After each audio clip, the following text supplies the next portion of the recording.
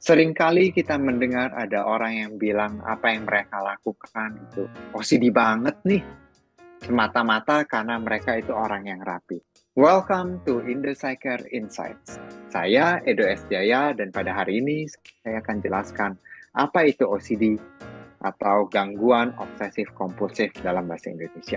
Jadi, secara sejarahnya obsesif kompulsif disorder atau OCD itu pertama kali dideskripsikan sebagai sebuah penyakit oleh dokter spesialis syaraf dari Jerman, Karl F.O. Westphal di tahun 1877 dengan bahasa Jerman tentunya yaitu Zwangsvorstellungen, terdiri dari dua kata yaitu Zwangs dan Vorstellungen. Zwang itu paksaan atau memaksa, Vorstellungen itu adalah imajinasi, pikiran, atau presentasi. Jadi melakukan sesuatu gitu. Disordernya itu adalah Zwangsstörung, yaitu gangguan terpaksa. Jadi banyak pemikiran, imajinasi yang terpaksa muncul.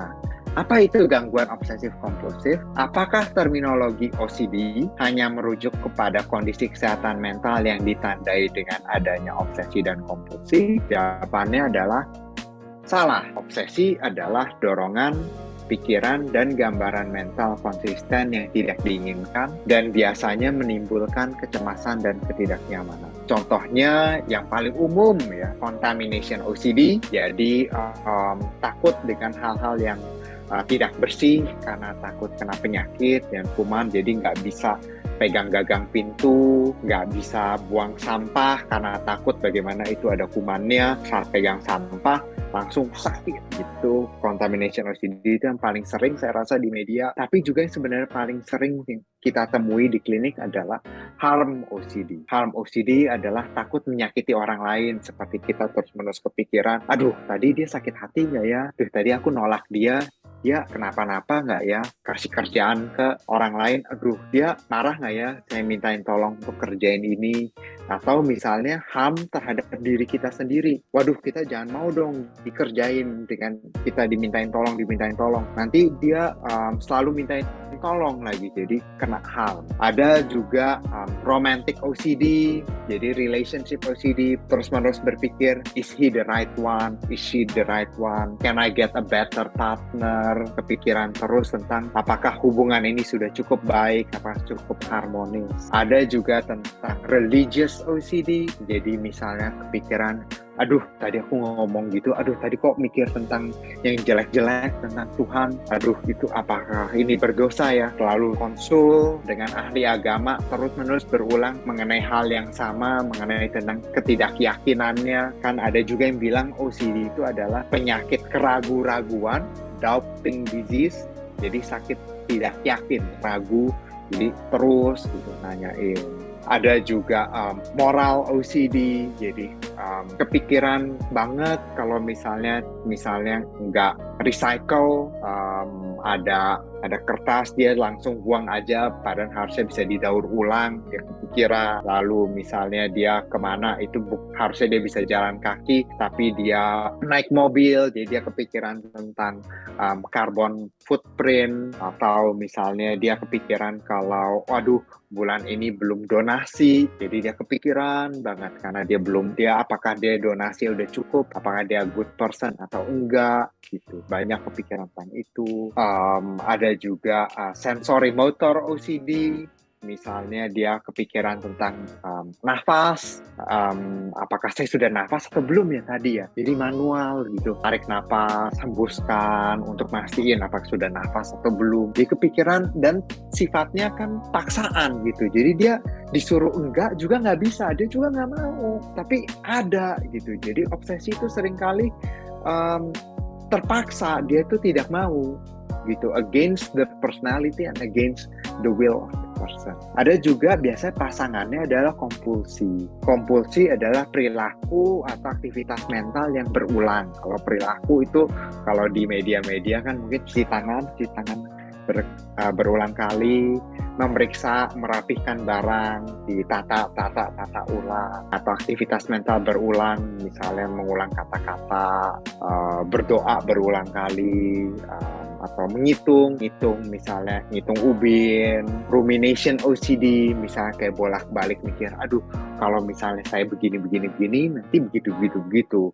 Pro-nya begini, kontra begini, jadi mikir terus untuk hal yang sama. Nah, dirasakan compulsion itu rasanya wajib untuk dilakukan sebagai respon dari pikiran yang diinginkan, dan seringkali itu menenangkan, tetapi menenangkannya itu pseudo, jadi tidak menenangkan asli. Kalau relaksasi yang menenangkan kan mungkin kita relaksasi, dipijat, melakukan meditasi mindfulness, breathing relaxation. Oh ini enggak, ya tapi dia cuci tangan rasanya nyaman gitu. Oh ya udah bersih nih compulsion, udah aman nih gitu. Jadi mencari kepastian. Nah, contohnya ya cuci tangan utamanya.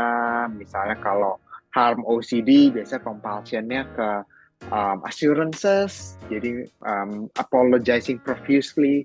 Nah, menggunakan kata sorry yang banyak, menggunakan hedging words kayak I hope it doesn't bother you at all. Ini kalau misalnya tidak menyulitkan sama sekali, tapi sebenarnya juga nggak apa-apa. Itu contoh harm OCD. Kalau romantic OCD, relationship OCD di klinik kita itu kita juga suka. Yang sering kita lihat itu menelepon pasangannya berkali-kali untuk mastiin apakah dia aman atau enggak, lagi selingkuh atau enggak. Ditelepon sampai bisa 3 kali, 4 kali, 30 kali sehari gitu. Minta live location. Ada juga sensory motor OCD. Jadi sensory motor OCD itu kalau compulsion ada checking, dia bisa ngerasain, bisa aduh napas kayak bisa pegang hidung. Kok nggak ada gerak, kok nggak berasa anginnya ya, apa tadi udah nafas atau belum ya, misalnya itu. Religious OCD mungkin bisa berdoa berkali-kali untuk mastiin bahwa dia tuh udah aman, tidak berdosa. Atau morality OCD bisa berupa donasi mungkin berkali-kali, atau bantu orang berkali-kali melebihi dari kapasitasnya dan tanpa dia sebenarnya juga tidak ikhlas gitu. Nah, kalau kita ngomong prevalensi itu sebenarnya tidak langka ya. Kurang lebih itu kalau di anak-anak itu 1-2,3%, di dewasa itu 2-3%, dan secara subklinis itu kurang lebih 5%. Nah, sebagai perbandingan, kasus COVID di Indonesia saat ini itu di 6,05 juta, populasi Indonesia 2,273 juta. Jadi prevalensinya itu COVID itu kurang lebih di 2,21%. Jadi jumlah orang COVID dan orang dengan OCD itu mirip, sekitar 1-2%. Jadi kalau Anda kenal seseorang dengan COVID, misalnya 3 orang, mungkin juga ada 3 orang di sekitar yang punya OCD. Apa sih penyebabnya OCD? Ada beberapa faktor resiko, terutama ada faktor genetik dan keturunan, bisa juga reaksi autoimun dari infeksi bakteri streptococcus. Jadi it's a very real disease. Ada juga faktor resiko psikologis seperti kena bullying, kena abuse, kena neglect, atau life events gitu, misal perubahan besar dalam hidup seperti melahirkan, ditinggalkan oleh orang yang dicintai. Ini semua hanyalah faktor resiko dan hal-hal yang korelasi gitu, hal-hal yang berkorelasi dengan OCD. Kita masih tidak tahu persis OCD itu penyebabnya apa. Tapi walaupun kita tidak tahu penyebabnya apa, penanganan itu tuh sangat mungkin. Treatment is very much possible. So if you experience these symptoms, please seek professional help. Stay tuned.